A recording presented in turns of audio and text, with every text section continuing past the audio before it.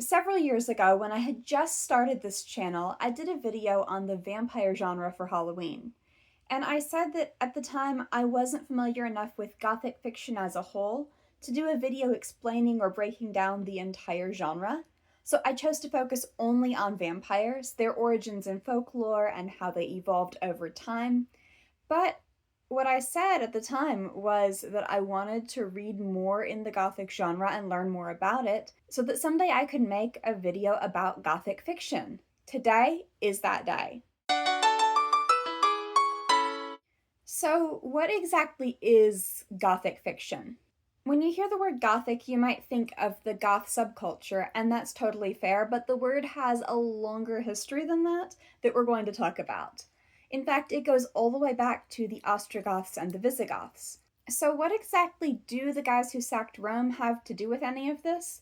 Well, it's kind of a long story. You see, the Gothic style of architecture was named after the tribes that were around at the same time as the Roman Empire. And even though it wasn't really inspired by their architecture, the name caught on. Later on, Gothic literature came along and took place in some of these old buildings in the Gothic style. It explored darker themes than other contemporary literature, often taboo topics, and had kind of a gloomy, scary kind of atmosphere. And the name was eventually given to a type of music that evoked similar themes, which was in turn listened to by members of the Gothic subculture.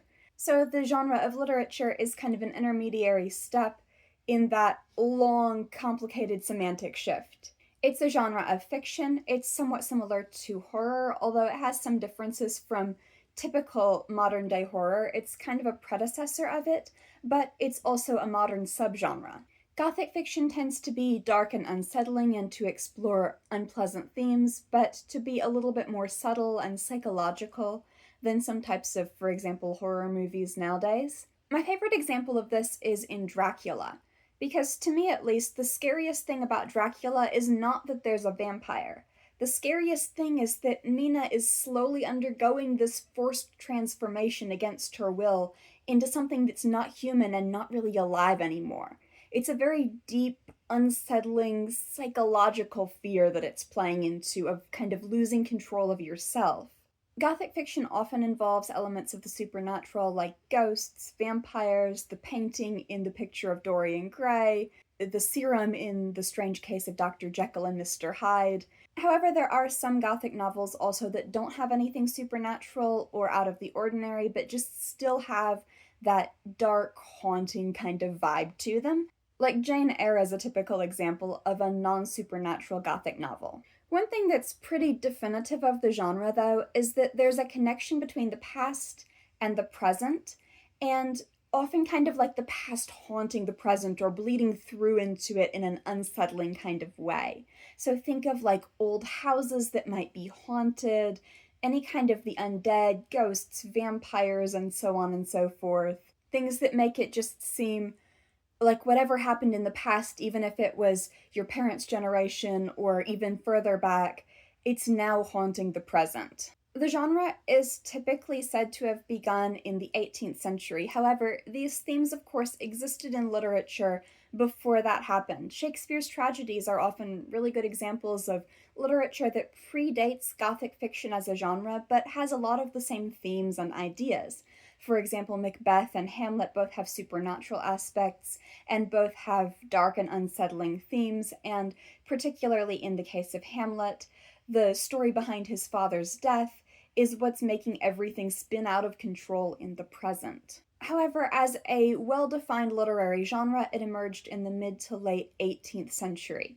The Castle of Otranto by Horace Walpole, published in 1764, is usually credited as the first Gothic novel, and it was soon followed by many others. Influential works of 18th century Gothic fiction include, for example, The Monk by Matthew Gregory Lewis, and the works of Anne Radcliffe, such as The Mysteries of Udolpho. Compared to other literature of the time, these novels explored kind of taboo themes and much darker subject matter. One thing that's interesting is that this is a genre that was written by both men and women from the beginning, as opposed to being a primarily male-dominated genre, as many literary genres were at the time. Women in early Gothic novels often have very stereotypical personalities and roles in the story, often kind of a damsel in distress, a naive girl who goes wandering into a terrible situation.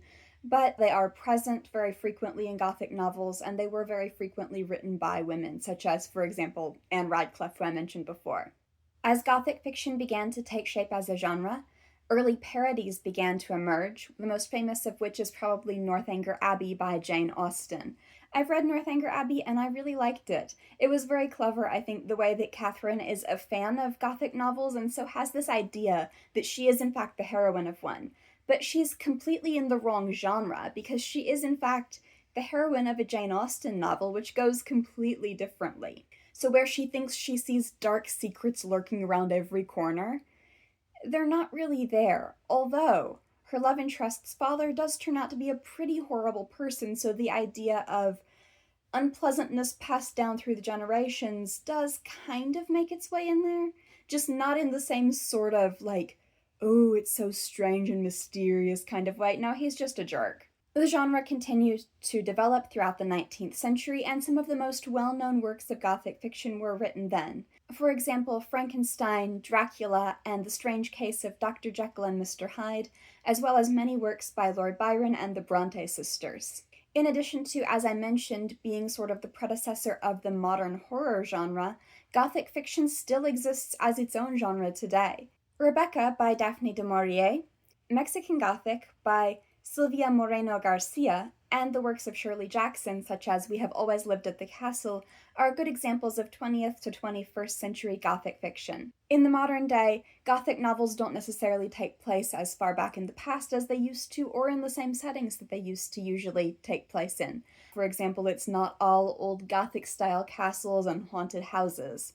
In fact, it's been translated into many different settings, and one particularly popular subgenre is the Southern Gothic genre, which takes place in the southern United States and involves some of the same themes, but in that setting rather than in old castles in Europe.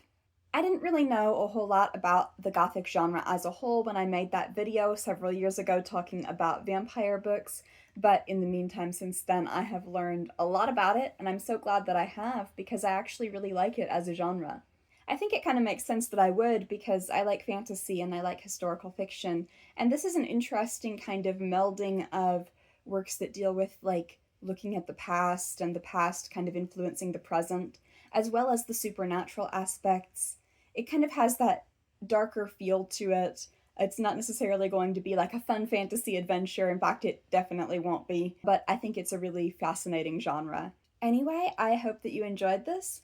If you liked it and you want to see more from me, feel free to subscribe, and I'll see you in the next video.